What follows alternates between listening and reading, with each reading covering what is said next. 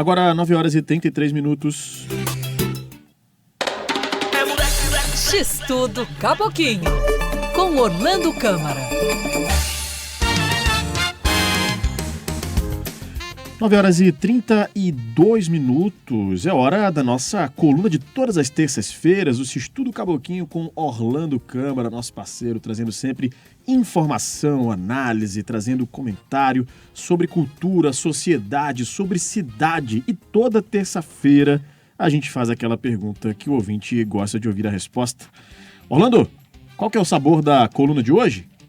Olá, Rafael. Olá, Dini. Olá, Paula. O sabor de hoje é de democracia e planejamento. Difícil, né? Mas amanhã é dia 15 de novembro e nós, no país, celebramos a proclamação da República Brasileira. Talvez nós devêssemos pensar, refletir acerca do que vem a ser a República, o advento da República, que nasce lá atrás, durante o Império Romano, e que tem um reforço muito grande quando da Revolução Francesa e da queda da monarquia francesa. A República, ela é muito significativa, até porque ela nos guinda a uma situação de cidadãos, onde todos nós somos iguais perante a lei. E isso é super importante. E, infelizmente, no Brasil, esse dia 15 de novembro, ele se perdeu muito. Nós paramos de refletir sobre o significado disso. Então, começa com esse sabor de democracia, porque é o governo de todos, para todos, por todos. E também tem um outro significado muito grande, 15 de novembro, porque a partir de amanhã, quarta-feira, nós teremos 45 dias para o final do ano. E isso sem se considerar, por exemplo, que a partir do dia 23 até o dia 2 de janeiro de 2024 é só confraternização, não tem outra coisa. Então nós estamos muito próximos ao final do ano, praticamente temos aí 35 dias úteis, efetivos de trabalho, e já é preciso se planejar, se pensar no que nós queremos para 2024. Na verdade, esse trabalho não era para começar agora. Ele tinha que ter começado no meio do ano, considerando aí uma série de situações e indicativos, indicadores que nós tivemos, e aí só ir ajustando até o final do ano. Mas na verdade é que a gente tem muitos desafios a enfrentar para o próximo ano. Por exemplo, ontem eu estava na Assembleia Legislativa e eu ouvi do Coronel Bombeiro Francisco Máximo, que é o secretário-chefe da Defesa Civil no Amazonas, que provavelmente nós teremos uma seca igual ou pior do que a desse ano em 2024. Por quê? Porque as chuvas, em razão do El Niño, elas não virão antes de janeiro. Como os rios secaram muito, o que vai acontecer? Eles não vão recuperar o seu nível de água, e aí quando vier a seca, eles já vão estar mais secos que o normal, e a seca vai bater um novo recorde, porque o El Niño deve permanecer aqui até o meio do ano que vem. Isso foi dito ontem, em plenário, numa sessão de tempo, pelo Coronel Francisco Máximo. Aliás, o Coronel Francisco Máximo não é o primeiro a falar sobre isso. Ele é o segundo, porque o comandante dos bombeiros militares do Amazonas, o Coronel Orleilson Muniz, a quem eu já me referi aqui na coluna, inclusive, também falou sobre isso. Temos aí um grande desafio de planejamento para o ano que vem. Como é que vamos lidar com os eventos climatológicos, com as emergências climáticas e ambientais, sem sofrer o tanto que sofremos em 2023? Como é que vai ser isso? E aí a sessão de tempo do Coronel Francisco Máximo foi interessantíssima, porque ele trouxe, por exemplo, um dado que me surpreendeu e que também merece uma atenção especial no planejamento aí a médio e longo prazo. Dos municípios do Amazonas, que são 62, 52 dependem principalmente ou exclusivamente de termoelétricas. Então nós estamos falando que na Amazônia, no coração da floresta, energia limpa ainda é balela. Qual é o projeto que transforma essa energia que nós usamos no interior de termoelétrica, da combustão de elementos, para uma energia limpa? Qual é? Então aí também tem um outro desafio ao planejamento. E falando de Manaus, que ano que vem nós teremos aí eleição municipal para prefeito e vereadores, nós temos um desafio enorme em relação a uma série de coisas, mas principalmente, me parece que o desafio maior, ele se dá por conta da situação atual da área conhecida como Centro Histórico de Manaus, que fica compreendida entre o Boulevard Álvaro Maia e o Porto de Manaus, e de um outro lado o bairro de Aparecida até ali a Duque de Caxias, talvez um pouco mais além da Ponte de Ferro, da 7 de Setembro, já entrando na Cachoeirinha.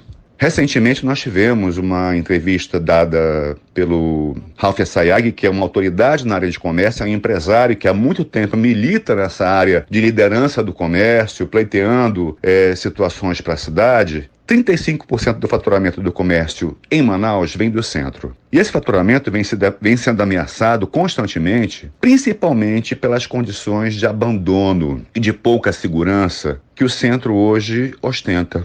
E quando se fala de abandono e pouca segurança, não é colocar a polícia na rua só. A gente podia falar, por exemplo, da teoria das janelas quebradas, que várias vezes eu já falei por aqui. Sempre me lembro do nosso amigo Mauro Espósito, saudoso colunista nosso aqui, que falava muito sobre isso, que o cuidar urbano é importante porque ele gera segurança. É uma experiência da Escola de Chicago, que foi inclusive altamente aplicada durante a recuperação de Nova York, e esse salto que Nova York teve para ser, em definitivo, uma capital cultural e turística. E aí, o que o Ralph mostra é que existe uma regência, entre aspas, aí, do tráfico, do narcotráfico, do crime organizado no centro da capital. E que há mais de uma Cracolândia, há mais de um espaço específico para a venda e consumo de droga abertamente em Manaus, no centro.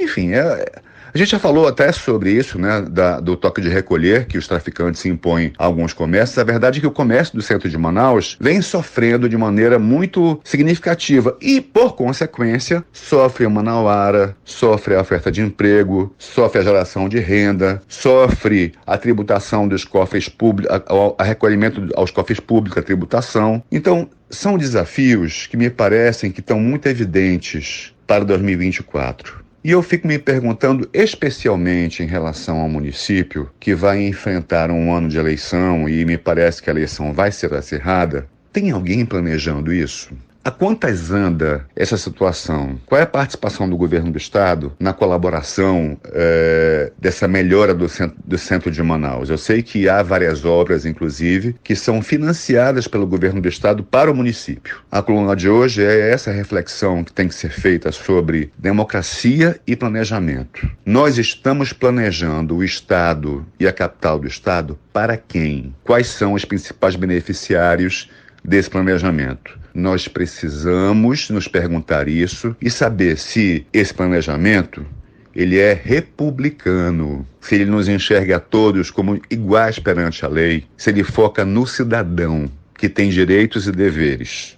Difícil, né? A gente talvez até tenha um pouco dessa resposta, mas não pode antecipar. Meu amigo Rafael, meninas, para vocês uma ótima semana republicana, no melhor que essa palavra tem a significar. Bom dia. Tá aí Orlando Câmara, coluna que estará disponível logo mais nas nossas plataformas digitais, bandnewsdifusora.com.br e também no nosso canal no YouTube. Agora, um questionamento muito pertinente, viu, Rafael? Esse que ele faz aí em relação à preparação e os desafios que vamos enfrentar 2024, 2025, 2026, quem que está planejando isso? E a questão do alinhamento prefeitura e governo estadual. Como governar uma capital com a dimensão que nós temos sem apoio do governo estadual? E também como as prefeituras do interior também, né, podem fazer isso sem apoio. O governo ele tem se colocado ali, mas imagina, né, uma capital neste momento vemos aí os sinais de que não há um alinhamento entre prefeitura e estado.